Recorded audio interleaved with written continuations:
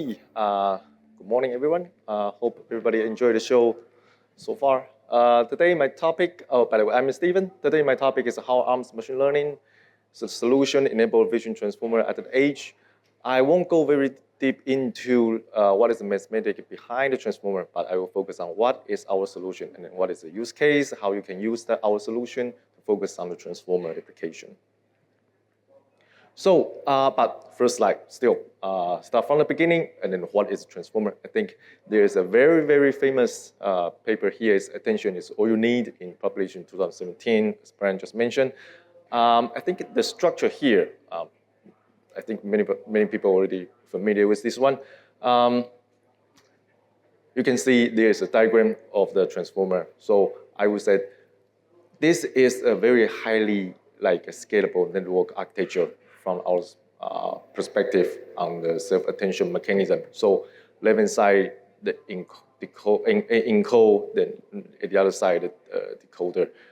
You can use that as a basic architecture. There's many applications evolved from this kind of self-attention mechanism. This is very scalable, so we can, based on this one, to have many use cases. So at this moment, many people already very familiar with neural network type application. So maybe one question in your mind is, I'm happy with my neural network, why I need to switch to transformer? So here is some our observation. First, we think it's a unified architecture for text, audio, image, or other signal as well. So before, for example, RNN could be for audio, could be for text. If you talk about an image pattern, you will use the CNN. But now, since transformer, you can actually have a potential unified architecture for all this. It's amazing. Not only that, you can see it's good at natural language processing and also the computer vision. Both can achieve the state-of-the-art performance. I think that's an amazing point. With that, it also support a wide use case, not only image classification, because there's a better understanding mechanism inside the transformer. So you can have like segmentation, detection, super resolution, all of this important application.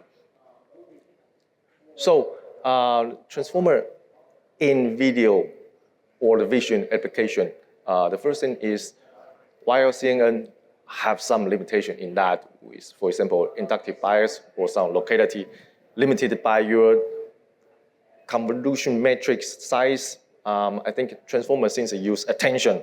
So it's a very good way to avoid those limitations that we see in the CNN. And the transformer can also capture longer term dependency inside your input sequence. So what we see is transformer more extendable, so also work well in other domains that you just cannot think about before. For example, video understanding, for example, image completion, or some multi-camera, how multi-camera or multi-model domain can work together.